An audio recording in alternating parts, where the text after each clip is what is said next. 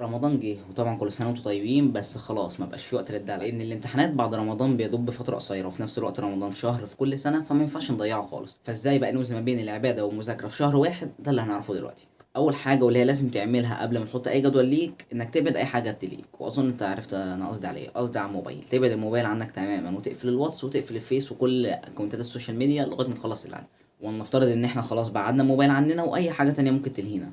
دلوقتي بقى هنعمل ايه؟ هنبدا جدولنا، فاكتب معايا. اول حاجه هنبتدي يومنا من صلاه المغرب، واللي هي بتكون على الساعه 6 و10 بالظبط. انت هتبدا من اول المغرب لغايه صلاه العشاء، تفطر وتصلي وتجهز نفسك لصلاه العشاء والتراويح. ولنفترض بقى ان انت في التراويح هتصلي ورا اطول شيخ هيصلي في الدنيا، هتخلص على الساعه 10. هتنام لغايه الساعه 3 ونص اللي هي قبل الفجر بساعه بالظبط. يا دوب تقوم تتسحر وتجهز نفسك لصلاه الفجر، وكده هتكون نمت حوالي 5 ساعات ونص، ودي مده كافيه جدا انها تخليك تكمل شويه. ولنفترض خلاص ان انت اتسحرت وعملت كل حاجة وصليت الفجر، هتطلع البيت على حوالي الساعة 5 ونص بالكتير جدا. هتقرا كل يوم جزء من المصحف عشان عقبال ما رمضان ما يخلص تكون انت ختمت المصحف كامل.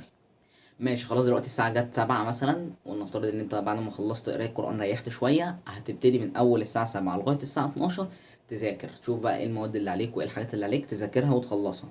بس طبعا دي تبقى مدة كبيرة عليك انك تذاكرها، فانت ممكن تاخد نص ساعة وبريك 5 دقايق، نص ساعة وبريك 5 دقايق، لغاية ما تيجي الساعة 12 تكون خلصت ان شاء الله كل اللي عليك. بعديها هتنزل تصلي الظهر وترجع البيت على حوالي الساعة 1 أو 1 إلا. هتاخد لك قيلولة من ساعة لساعة ونص لغاية قبل العصر بشوية، تكون انت كافى وقت وتقدر تكمل بقية يومك. بعدها يكون عندك من اول العصر لغايه المغرب اكتر من 3 ساعات فاضيين هم، تقدر تسبح فيهم، تقدر تكمل قرايه قران، تقدر تحفظ قران، تقدر تاخد بريك ليك شويه وتمسك الموبايل لو عايز.